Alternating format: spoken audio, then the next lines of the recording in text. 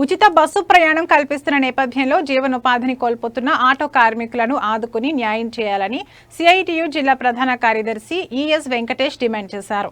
RTC complex వద్ద general body సమావేశం CITU ఆధ్వర్యంలో జరిగింది.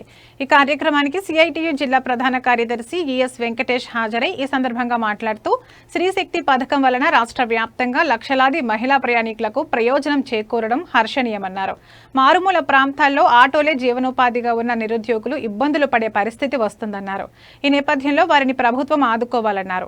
ఆటో కార్మికులకు ప్రత్యేక ఆర్థిక సాయాన్ని ప్రకటించాలని, రుణ సబ్సిడీ, ఇంధన సబ్సిడీ ప్రకటించి వాహన బీమా 5 లక్షల వరకు వడ్డీ లేని రుణంతో లైసెన్స్ ఉన్న ప్రతి ఆటో డ్రైవర్కు సంవత్సరానికి ఏటా 25,000 రూపాయలు జీవనభృతి వంటి సదుపాయాలను కల్పించాలని కోరారు.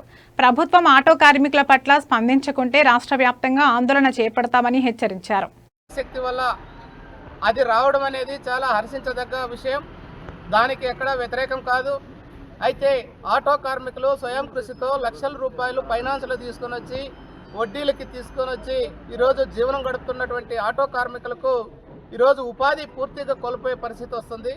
అందుకనే రాష్ట్ర ప్రభుత్వం స్పందించి వాహన మిత్ర ఏదైతే ఉందో వాహన మిత్ర ద్వారా సంవత్సరానికి 25,000 రూపాయలు వీళ్లకు ఇవ్వాలని చెప్పేసి, లైసెన్స్ ఉన్న ప్రతి ఆటో కార్మికునికి ఇవ్వాలని చెప్పేసి మేము సిఐటిగా డిమాండ్ చేస్తున్నాం. రాష్ట్ర ప్రభుత్వం ఈ సమస్యలు పరిష్కారం చేయకుండా నిర్లక్ష్యంగా చేస్తే కనుక జరగబోయే రోజుల్లో రాష్ట్ర వ్యాప్తంగా ఆటో కార్మికులందరినీ ఐక్యం చేసి పోరాటాలకు సంసిద్ధమవుతామని చెప్పేసి తెలియజేస్తున్నాం.